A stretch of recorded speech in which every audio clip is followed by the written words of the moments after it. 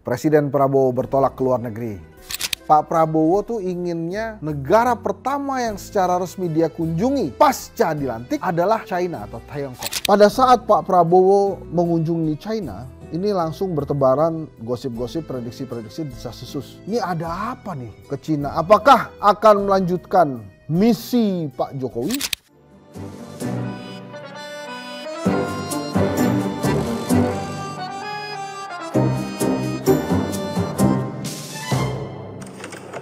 Tuh Bu, produser lagi bikinin topik baru, dia baru ditelepon sama headquarters. Katanya saya mesti ngomongin Mas Gibran. Oke, kita mulai ya. Satgas Kritik, Assalamualaikum warahmatullahi wabarakatuh. Wah, ini kita lihat ketikan. Kenapa? Oh, Mas Gibrannya nanti, jadi kita tunggu. Nah, ini agenda yang awalnya.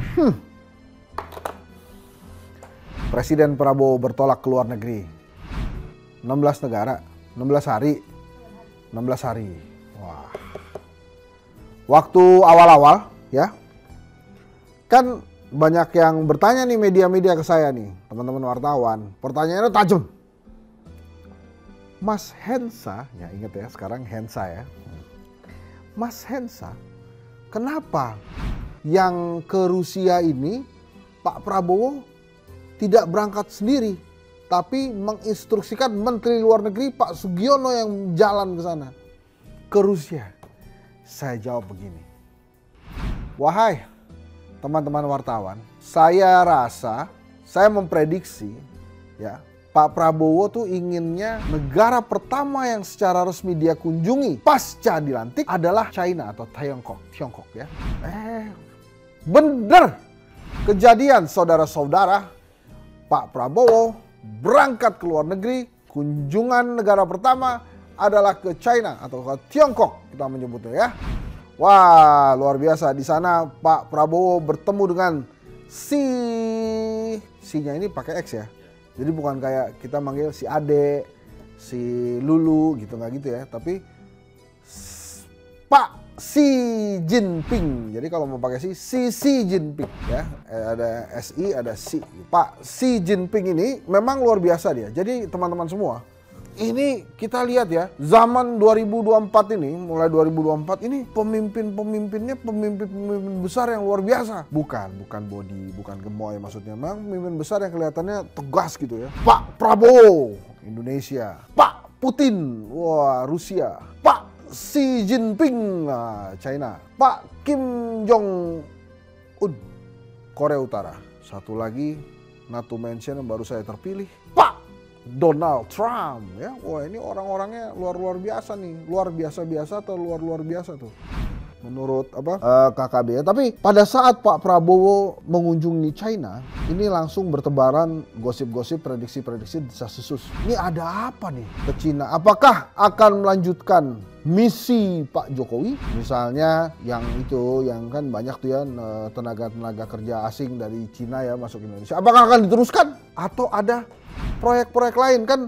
Misalnya nih ya, misalnya kereta cepat Wus Yes itu katanya kan mau sampai Surabaya. Sekarang kan baru sampai Bandung. Memang itu cepat sih teman-teman ya. Itu kalau dari Halim itu sekitar 27 menit kalau saya tidak salah. Tapi memang kalau lagi hujan dia agak lama tuh. Saya kemarin merasakan sendiri tuh. Kan biasanya dia 300-an kilometer tuh ya. Begitu hujan dia kasih pengumuman.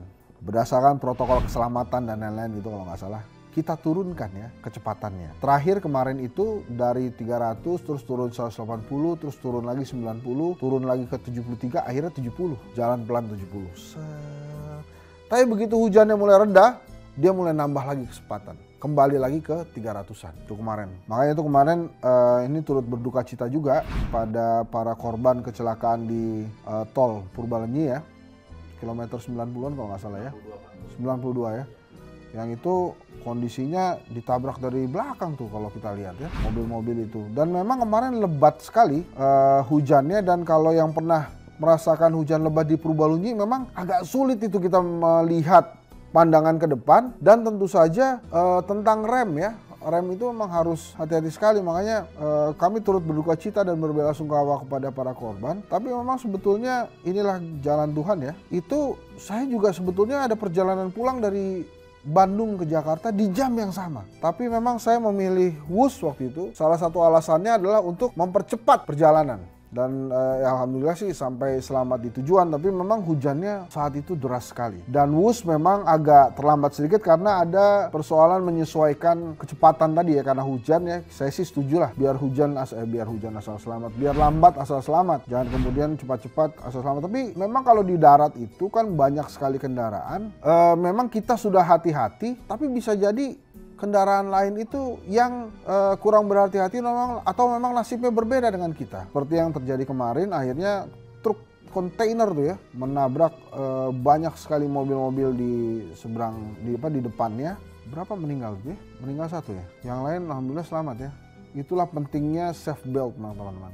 Safety belt itu penting sekali dan semoga tidak terjadi lagi ya kecelakaan seperti itu. Nah, balik lagi ke tadi kita ngomongin kereta cepat tadi. Nah, itu misalnya apakah akan melanjutkan perjanjian-perjanjian yang sudah dilaksanakan pada saat pemerintahan Pak Prabowo di zamannya dilaksanakan pada zaman pemerintahan Pak Jokowi kemudian dilanjutkan ke Pak Prabowo. Nanti ya kita tunggu ya Pak Prabowo hasilnya seperti apa pertemuan itu. Walaupun pada saat kita taping ini sudah ada tuh katanya makanan gratis akan dibiayai juga oleh China. Nah kan pertanyaan besarnya itu akan ditukar apa, kemudian kalau dibiayai kan pasti ada ininya lah ya, ada tukerannya tuh kira-kira ditukar apa, karena kan China juga bukan badan zakat, bukan badan amil zakat yang gratis gitu. Nah itu kita tunggu tuh dari Pak Prabowo update-nya. Hanya saja memang teman-teman dalam perjalanan Pak Prabowo ke luar negeri kan awalnya katanya Pak Prabowo nggak akan mendelegasikan ya. Tapi katanya dia sudah mengeluarkan surat keputusan untuk menunjuk Mas Gibran sebagai PLT Presiden selama dia pergi. Dan kemarin tuh Mas Gibran sama-sama kita lihat tuh ya sudah menjadi inspektur upacara pada saat perayaan Hari Pahlawan 10 November. Ya, kita tidak usah dipolemikan lagi ya, dia sudah menjadi wakil presiden, sudah dilantik juga. Jangan inilah. Kita harus kuat. Bisa. Ya. Kapan pulangnya Pak Prabowo tuh ya? Ya, jangan mancing. Ya, oke. Ya. Kita ucapan saya selamat bekerja lah buat Pak Prabowo dan Mas Gibran. Nah, jadi gitu teman-teman ya. Kita akan tunggu apa hasil dari perhelatan Pak Prabowo nanti. Termasuk itu tadi, makan siang gratis yang dibiayai Cina. Apakah ada pertukaran pelajar?